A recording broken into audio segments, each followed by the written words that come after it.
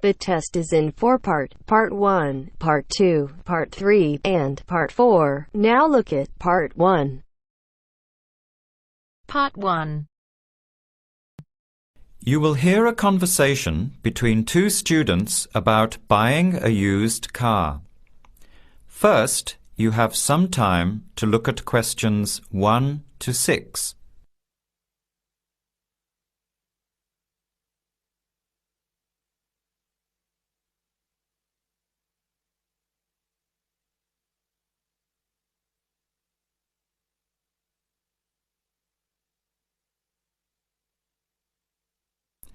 Answer the questions as you listen. You will not hear the recording a second time. Listen carefully to the conversation and answer questions 1 to 6.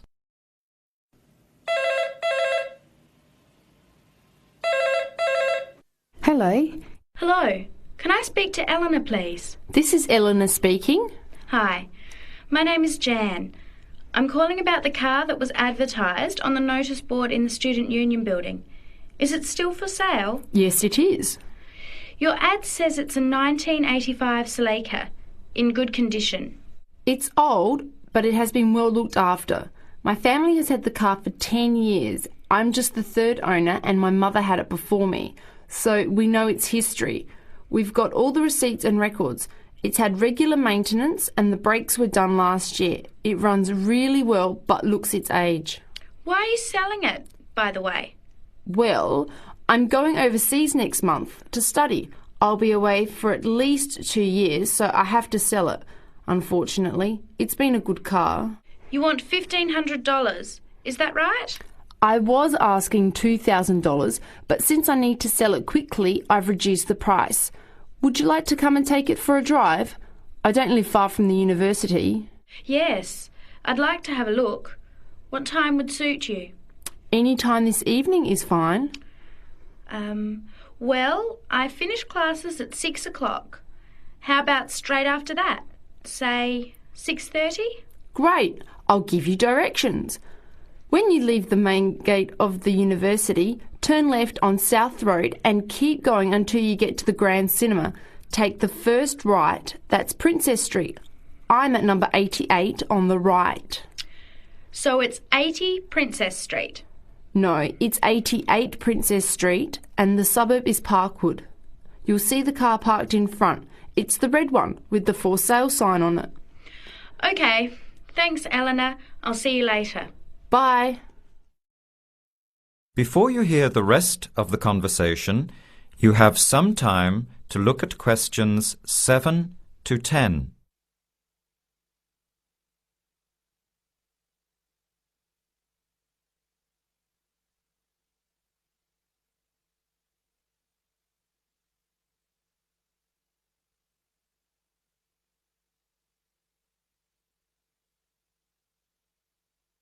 Later that day, at the university, Jan meets up with her friend Sam and tells him about the car. Hi, Sam. Hey, Jan. What's happening? I'm glad I ran into you. I've decided I have to get a car. You're going to buy a car? Do you really need one?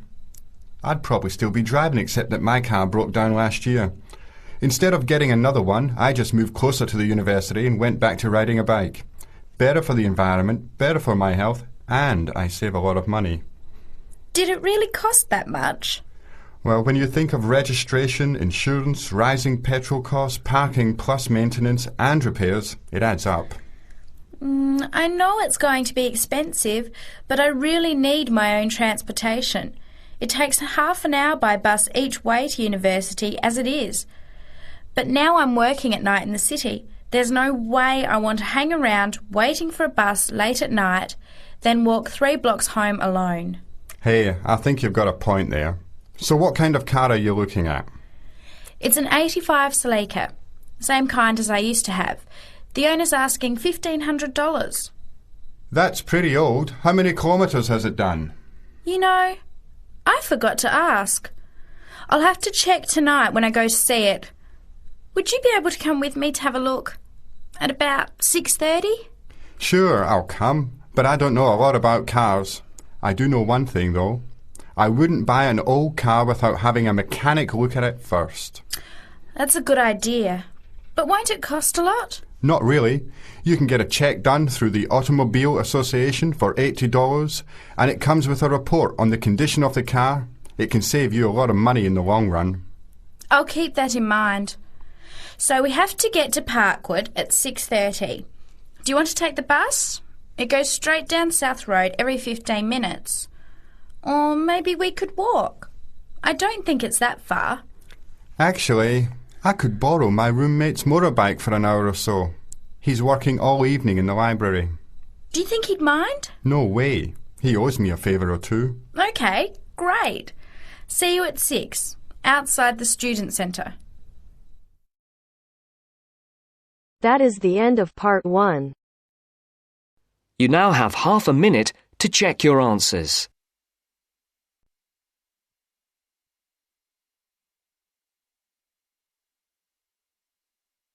Now turns to part 2. Part 2. Section 2. You are going to hear a lecture about dining services. First, you have some time to look at questions 11 to 14.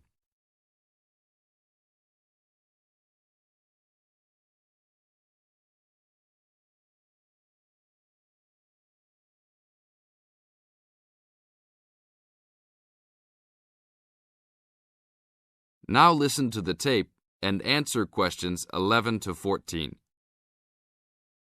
Welcome to the Dining Commons. This is the newest facility on campus, and I'm proud to say also one of the best. I know that all university students miss eating home-cooked food. Well, this year we are hoping to provide students with food and services that will make you feel at home, even without your family. The administration has been listening to the voice of the students. Students gave us frequent suggestions last year as to how we could improve the university. One of the most frequent suggestions was improving the dining options. We have been working hard all summer to come up with ideas that will make student life in the dormitories more pleasant. One of the new options we are offering in the dining facilities is variety in student meals. Last year, there was a set menu for every dinner, so if students didn't like the food, there was no choice. Students had to eat whatever was served. But this new dining facility has 3 completely unique areas, each with a different theme. At every meal, there will be 3 options for students to choose from.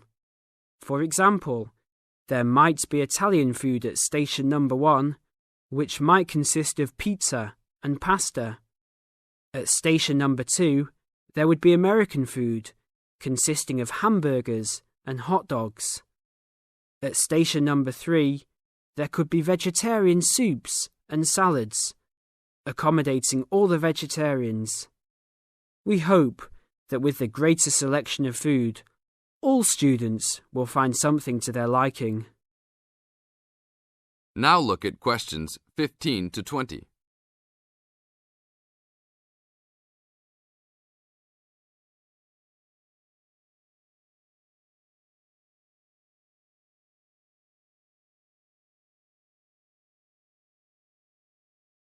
Now listen to the tape and answer questions 15 to 20. Not only will students have more options, the food will also be better. Each section of the facility will have a head chef. These are real chefs that have been trained in culinary school and have been hired specifically by the school to work in the dining facilities. All of the chefs have a speciality. The school is hoping that these chefs will prepare better tasting and more nutritious food.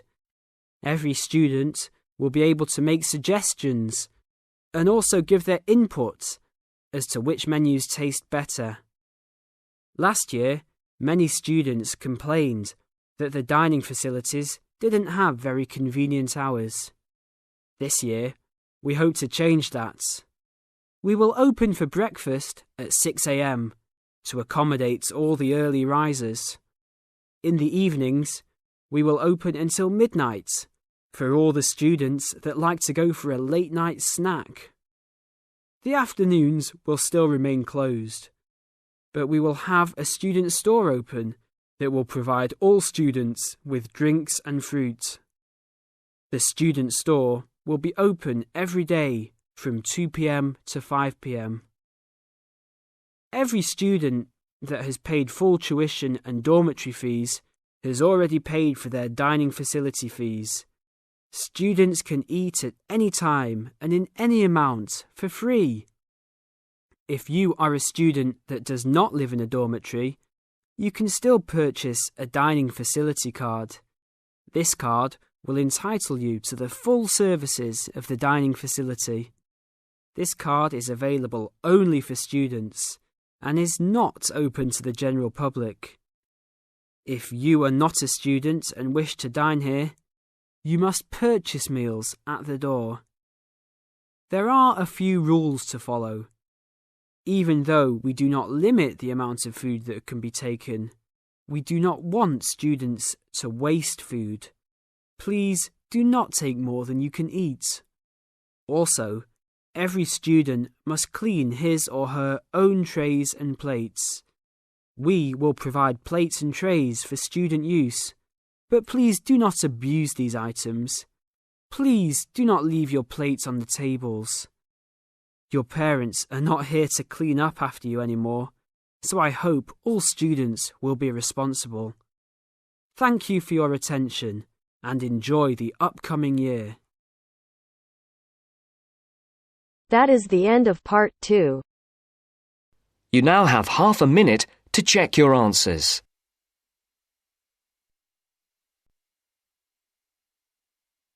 Now turns to part 3. Part 3.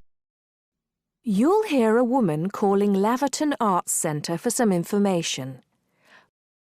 First, you have some time to look at questions 21 to 26.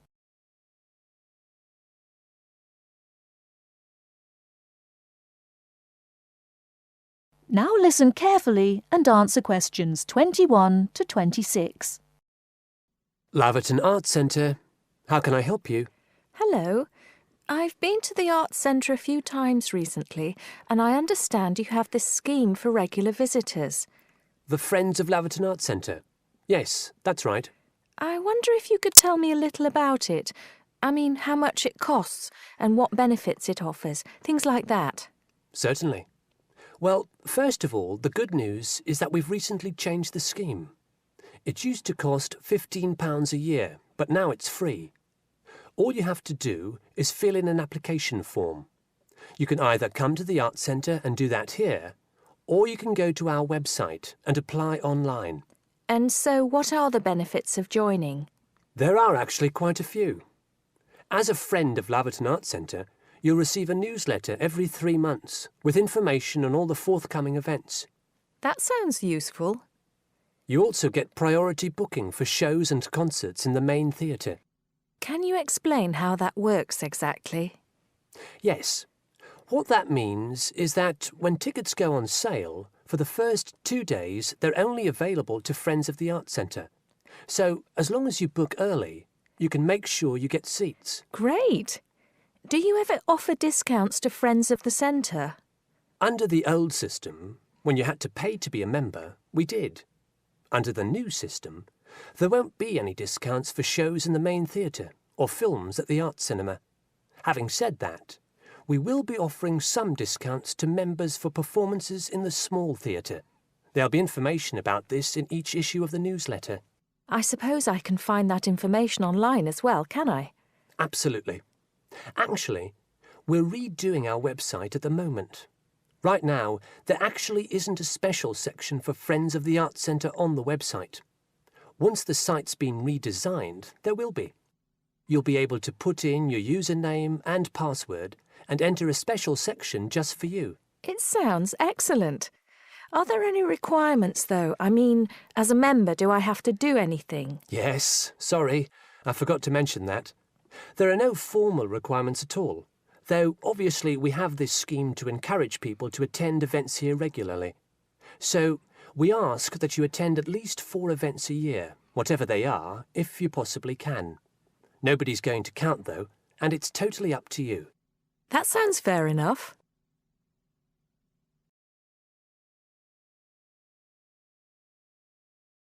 Before you hear the rest of the talk, you have some time to look at questions 27 to 30.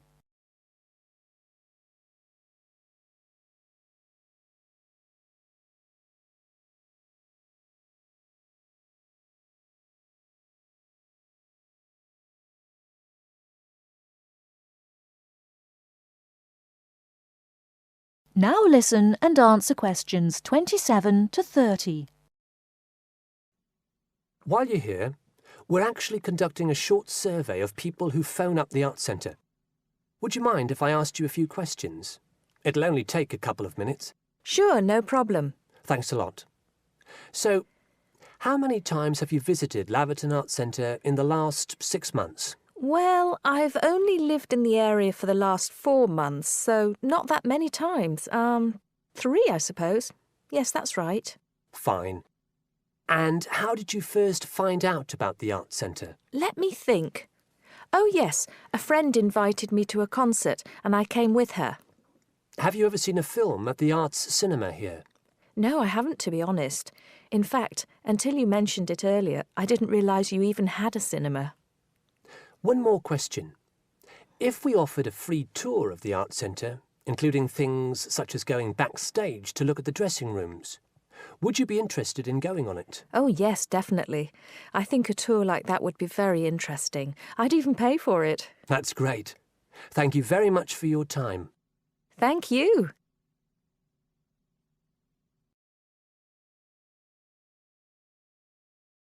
That is the end of part 3. You now have half a minute to check your answers.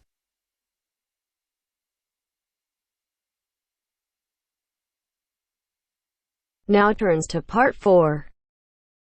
Part 4. You are going to hear a lecture on fishing. First, look at questions 31 to 36.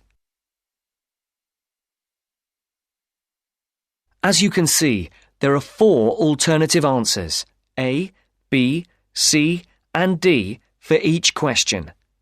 Decide which alternative is the most suitable answer and circle the correct letter. Good morning again, ladies and gentlemen. And in case you've forgotten, my name is Dr. North from the Marine Habitat Research Unit at the university, and I'm going to continue from the lecture that I gave a fortnight ago on humankind's relationship with the sea from a historical point of view, and also on attitudes to different types of fishing. In today's talk, I would like to focus on the current problems in the fishing industry in Europe, and in particular, the present scarcity of marine fish.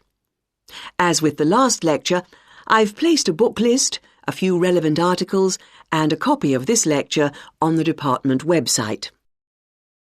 A statistic to begin with. Since the 1970s, stocks of the most heavily fished species have fallen on average by 90%. And why has this happened?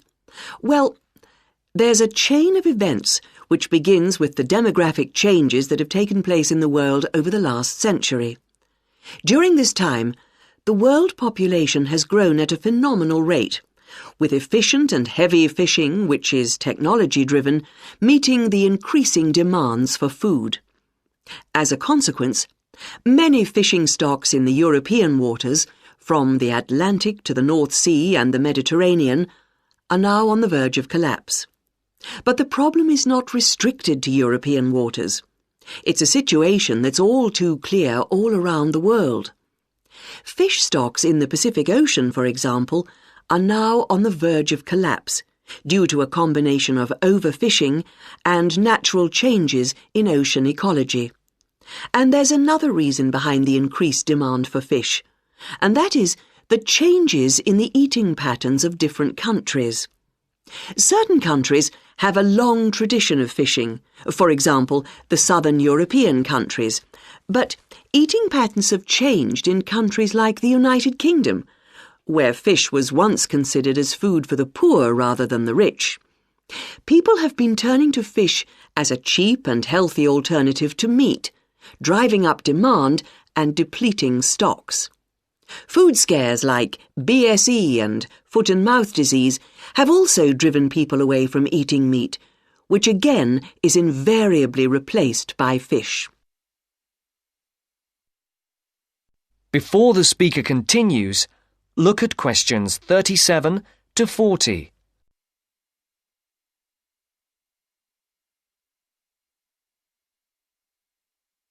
As you listen, complete the table. Write no more than 3 words for each answer. Another important reason is that a sizable proportion of the catch from modern trawlers or fishing boats is thrown away. Nets quite often land fish that are not wanted and which are thrown back into the sea dead. Discarded nets and other traps are responsible for the deaths of many fish. Our seas, like the rest of our environment, are littered with rubbish, which also destroys lots of fish. And fish are also being changed by the chemicals dumped into the oceans, as well as by overfishing, so the size of certain species is decreasing. More then have to be fished to produce a decent catch. And the solution? Well, there has to be more than one answer to the problem. Fish farms provide a partial solution, but the quality of the fish is usually inferior to those in the wild.